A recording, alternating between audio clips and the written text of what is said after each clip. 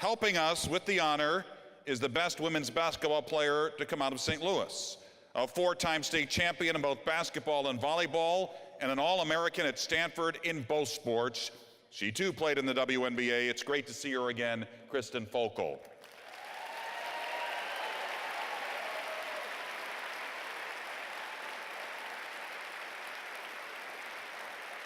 And the recipient of the 2016 Musial Award for Extraordinary Character from Indianapolis, Tamika Catchings.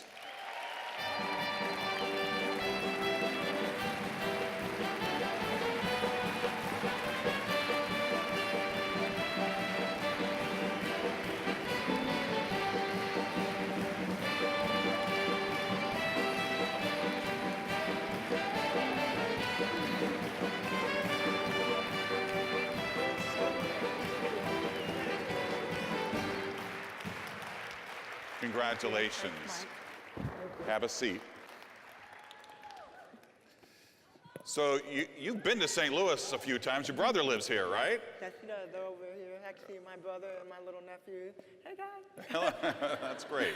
So give me an idea of where this heart came from, because it seems 2 sizes bigger than a lot of people's. Well, we were very blessed. Our father actually played in the NBA for 11 seasons, and I just remember as young kids, my mom and dad made sure that we always went out, and Christmas we had to give away our toys, which we didn't appreciate at all at a young age, and then for Thanksgiving, giving out turkeys. And so my love of being able to give back started there, but then when I went to the University of Tennessee, Pat Summitt, the greatest coach ever, yeah.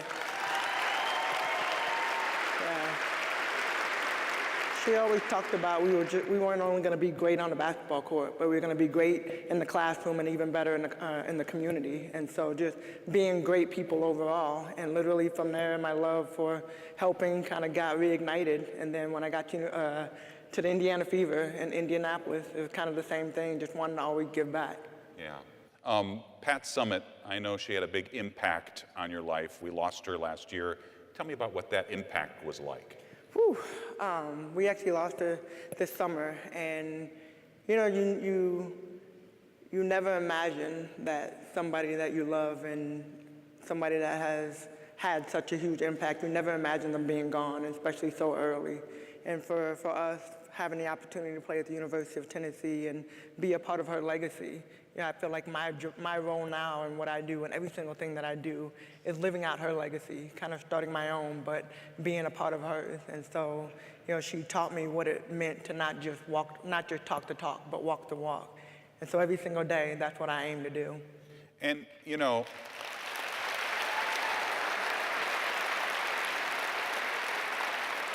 I think what people may forget with all your accomplishments, because you've accomplished so much, is that you had to overcome a big challenge, which was hearing impairment.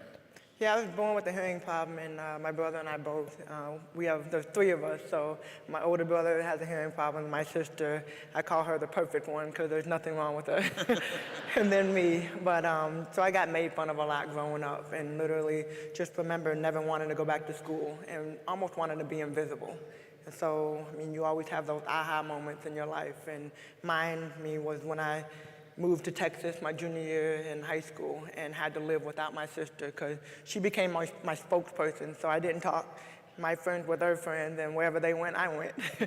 So, when I finally had to kind of learn how to live without them and realize that I had a voice, and I think there's a lot of kids that, are struggling to find their identity, and for me, it wasn't in my hearing aid. I threw them out when I was in, 2nd grade and vowed that I would never wear hearing aids again. But eventually when I got to Tennessee, Pat got me back into wearing hearing aids.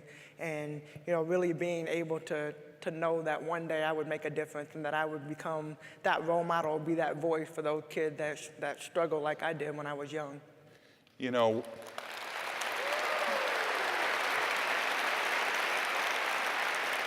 When you think of your accomplishments, you talk about, those perfect seasons at Tennessee, a WNBA title, MVP trophy, 4 Olympic gold medals. Is there something that is more special to you than anything else? The thing that supersedes all of that is the work that we do with our Catch the Stars Foundation. And we work with boys and girls ages 7 all the way up to 17, but the smiles on their face And I think for me, looking at where I'm at and all the accomplishment that I've had, there were so many people that helped me get to where I'm at. And so now it's an opportunity for me to help them reach their dreams. And that's what our mission is, preparing our youth to catch their dreams one star at a time. And to be able to help them figure out what is it that you want to be when you grow up. And not everybody's going to be a professional basketball player, baseball player, hockey player, whatever the case. But at least we can kind of set them on the journey to learn the life skills of being great in life overall. So, yeah. So you're kind of on this farewell tour, and then you get to go to Rio this summer. How special was that? Very special. And, I've been through a lot, in 16 years, and being able to represent our country 4 times in the last 4 Olympics and come back with the gold. To be able to go, period, is one thing, but to be able to come back with the gold. And, everybody always asks, well, which one was the best one? And I'm like, you know what? You honestly can't say which one is the best one, because every single one is in a different phase of your life. And 2002 was my first chance as a part of the senior national team with the grown people, right?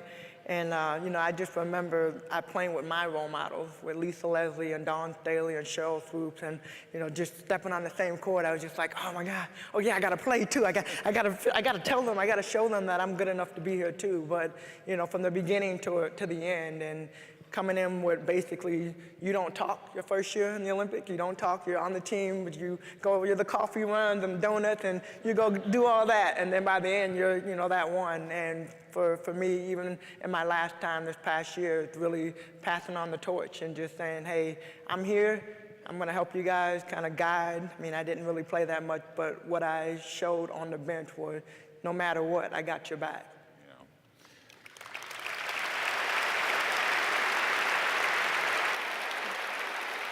So where did you get this legacy tour idea? Because, we've seen, stars of all sports. They go kind of on this tour around the places they played all their careers, and people give them gifts. And you had the idea you were going to give a gift in every city. Where did that come from?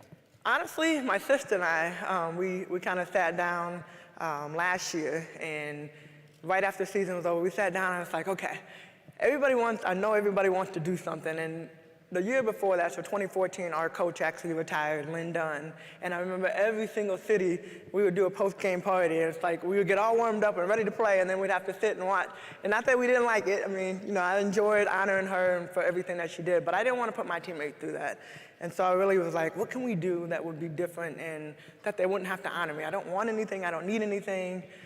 What can we do? And so it kind of came up with the idea of, with the foundation, we're looking at expanding anyway next year. And so kind of like, okay, well, why don't we just figure out a way to do something through the foundation? And that's really where it started. And it's like, well, what are we going to do? And it was like, okay, there's 12 WNBA teams. I hope you guys know that, okay? There's 12 WNBA teams. And if we give out $2,000 in each city, that equals $24,000, which my number is 24. And so that's kind of what we said it looks like. We come to these cities, and like most professional athletes, we know you go to a city, you play your game, and then you go to the next city. But you never really get to interact with the fans. And so it's always real quick. You sign an autograph, you get on the bus, get on the plane, whatever the case may be. And so for me, it was like, I really wanted to figure out a way to be able to spend time with my fans. And I don't know the next time I go to Connecticut. I don't know the next time I go to Phoenix and all the different cities, but now I do, because we not only gave out a $2,000 grant, but in 2017, we'll go back and do one of our Catch the Stars program in those cities. That's fantastic. Yeah.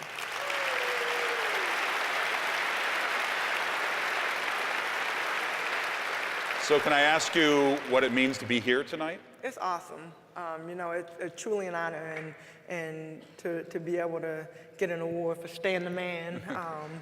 It's cool because you get to travel and you get to do a lot of cool things on the court and, around the sport of basketball, and to be acknowledged not just for what we do on the court, but the character that you have. And, I think we have a lot of young people that are here tonight, and you sometimes get so caught up in the wins and losses and all of the stuff that goes around the game, but there's so much more. And I'm so thankful to my parents for allowing me the opportunity to get involved in sports, especially team sports, and learning, life skills and how to be a leader. And so to be honored by a leader and for all the things that he did in the community, it just kind of I'm a very faith-oriented person too, so God is always my light, but it just kind of has realigned the path of everything that we're doing, and just knowing that I'm to all glory to Him. Well, the name of the award.